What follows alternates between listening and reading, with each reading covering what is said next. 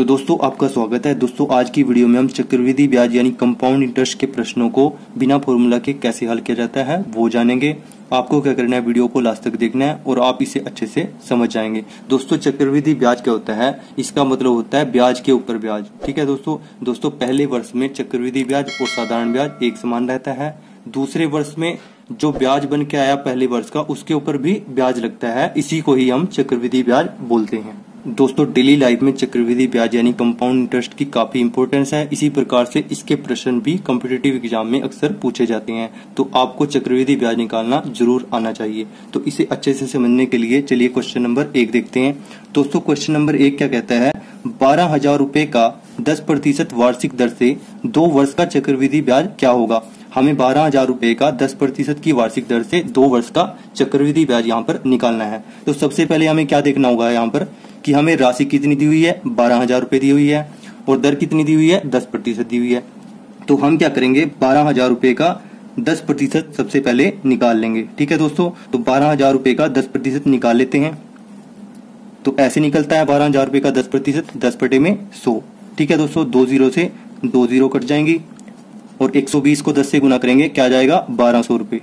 ठीक है दोस्तों, अगर आपको प्रतिशत निकालना नहीं आता तो उसकी वीडियो आपको आई बटन पे और डिस्क्रिप्शन बॉक्स में मिल जाएगी, वहां से भी आप इसे सीख सकते हैं। तो दोस्तों 12,000 रुपए का 10% कितना निकल के आया, 1,200 रुपए निकल के आया। ठीक है, अब हमें देखना है कि हमें कितने वर्ष का चक्रवृद्धि ब्याज निकालना है। तो हमें यहाँ पर 2 वर्ष का चक्रवृद्धि ब्याज निकालना है। तो उसके लिए हम क्या करेंगे, यहाँ पर ऐसे 2 लाइनें लगा देंगे। पहले वर्ष के लिए 1 लाइन और दूसरे वर्ष के लिए ऐसे 2 लाइन। ठीक है दोस्तों, पहले वर्ष के लिए 1 लाइन लगेगी, दूसरे वर्ष के लिए ऐसे 2 लाइन लगेंगी। अगर 3 वर्ष होते तो ऐसे 3 लाइनें लग जाती। ठीक है दोस्तों, तो यहाँ पर 2 वर्ष थे तो हमने 2 लाइनें लगाई। तो पहली लाइन पे हम क्या लिखेंगे, जो 12,000 रुपए का 10% आया। ठीक है, जो दर दी हुई थी ना उसका परसेंटेज हमने निकाला 12,000 रुपए का, जो कि 1,200 रुपए आया है। तो पहली लाइन में हम उसे लिखेंगे। ठीक है, तो यहाँ पर पहली लाइन में लिखा है इसको, तो यहाँ पर भी 1,200 रुपए ही आएगा। ठीक है, इस पूरे कॉलम में 1,200 रुपए ही आएगा। जो यहाँ पर लिखा है हमने वही यहाँ पर लिखना होगा। ठीक है दोस्तों, अब क्या करना है दोस्तों, चक्रवृद्धि ब्याज क्या होता है, ब्याज के ऊपर ब्याज। तो ब्याज हमारे पास कितना निकल के आया, 10% की दर से 1,200 रुपए निकल के आया।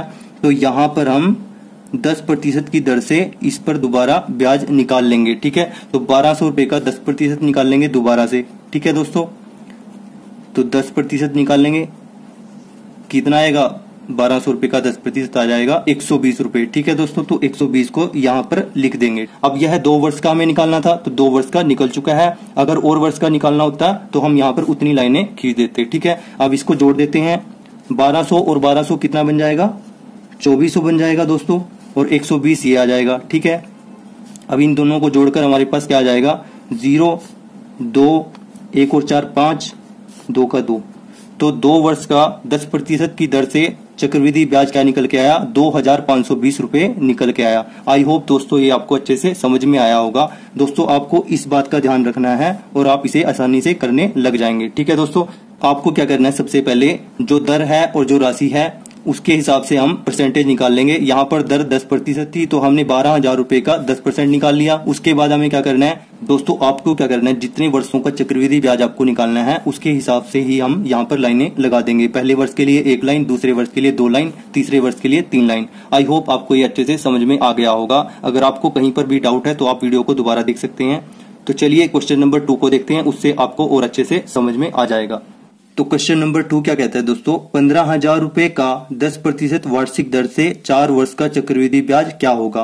तो हमें यहाँ पर राशि 15,000 रुपए दी हुई है, दर कितनी है, 10% है वार्षिक, और हमें 4 वर्ष का चक्रवृद्धि ब्याज निकालना है। तो सबसे पहले हमें क्या देखना होगा कि हमें राशि कितनी दी हुई है और दर कितनी दी हुई है। तो हमें यहाँ पर राशि 15,000 रुपए दी हुई है और 10% वार्षिक दर दी हुई है। तो हम क्या करेंगे, 15,000 रुपए का 10% सबसे पहले निकाल लेंगे। ठीक है दोस्तों, तो 15,000 रुपए का 10% क्या होगा दोस्तों, 15,000 गुना 10/100। ठीक है दोस्तों, 2 0 से 2 0 कट गई, ये क्या आ जाएगा 1,500 रुपए। ठीक है दोस्तों, तो 15,000 रुपए का 10% कितना निकल के आया, 1,500 रुपए निकल के आया।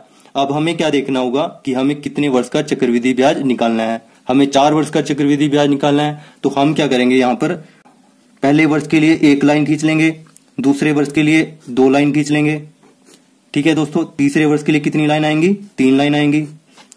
ठीक है, और चौथे वर्ष के लिए कितनी लाइन आएंगी? 4 लाइनें आएंगी। ठीक है दोस्तों, 1 2 3 और 4 आपको इस प्रकार से लाइनें खींच लेनी है। अगर इससे आगे और वर्ष भी होते तो 5वें वर्ष के लिए 5 लाइन आ जाती, 6ठे वर्ष के लिए 6 लाइन आ जाती। आई होप आपको ये क्लियर होगा। दोस्तों हम सेम तरीके से कर रहे हैं जैसे हमने पिछले सवाल में किया था। तो दोस्तों यहाँ पर 15,000 रुपए का 10% कितना निकल के आया? 1500 रुपए निकल के आया। तो हम यहाँ पर सबसे पहले पहली लाइन में 1500 रुपए लिख देते हैं। ठीक है, और हमें क्या करना होता है? इस पूरे कॉलम में 1500 ही लिखना होता है। यहां पर 1500 लिखा तो यहां पर भी 1500 आएगा, यहां पर भी और यहां पर भी। तो चलिए लिख देते हैं इसको। ठीक है दोस्तों, हमने ये 1500 यहां पर पूरे कॉलम में लिख दिया है। ठीक है, अब हमें क्या करना है? सबसे पहले हमें करना है 1500 का 10% निकालकर यहां पर लिख देना है। ठीक है, क्योंकि चक्रवृद्धि ब्याज क्या होता है? ब्याज के ऊपर ब्याज। तो ब्याज कितना निकल के आया था? 1500। तो 1500 का 10% निकाल लेंगे। 1500 गुना 10 बटे में 100। 2 0 से 2 0 कट गई तो ये कितना जाएगा? 15 गुना में 10 150। तो 150 आ गया यहां पर दोस्तों। ठीक है, अब हमें आगे क्या करना है? दोबारा से ब्याज लगेगा इसके ऊपर। तो 150 का हम 10% दोबारा निकाल लेंगे।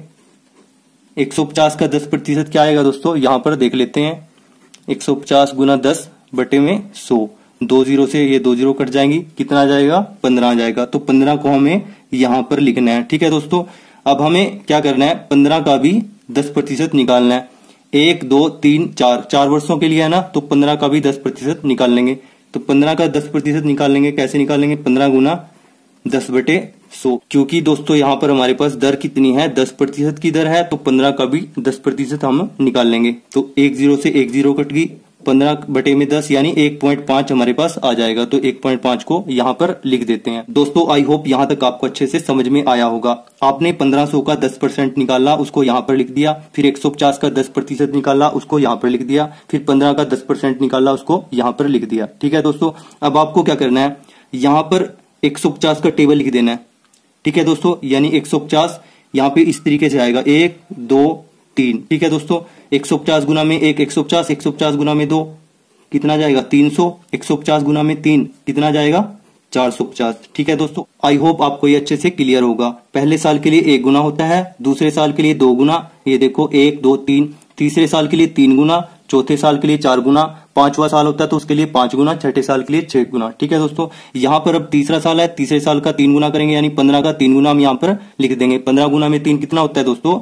45। ठीक है दोस्तों, अब यहाँ पर 1.5 के नीचे तो कुछ है नहीं, क्योंकि हमें 4 वर्षों का ही चक्रवृद्धि ब्याज निकालना है। अगर इसके नीचे होता तो हम 1.5 का कितना गुना करते? 4 गुना करते, क्योंकि चौथे वर्ष के लिए होता हो। ठीक है, और 5वें वर्ष के लिए कितना गुना करते? 5 गुना। आई होप ये आपको अच्छे से क्लियर हो गया होगा। अब ये बहुत ही सिंपल हो गया। आपको क्या करना है? इन सभी को जोड़ देना है और आपके पास चक्रवृद्धि ब्याज आ जाएगा। ठीक है दोस्तों, तो चलिए पहले कॉलम को जोड़ देते हैं।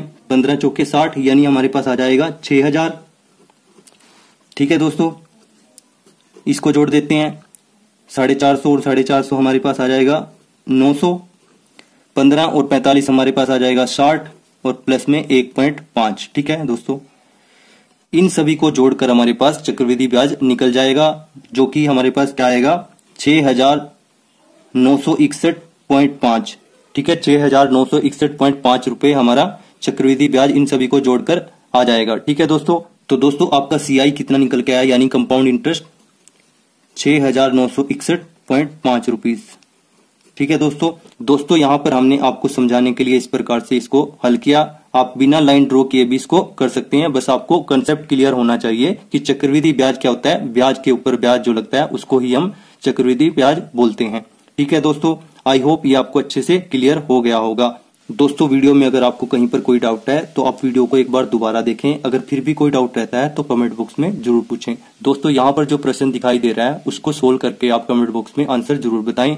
अगर आपको ये वीडियो अच्छी लगी, आपको समझ में आई, तो वीडियो को लाइक करना, दोस्तों के साथ शेयर करना। चैनल पर नहीं हो तो चैनल को सब्सक्राइब करके बेल आइकन जरूर दबा लेना, ताकि आपको नई नोटिफिकेशन मिलती रहे। तो thanks for watching this video.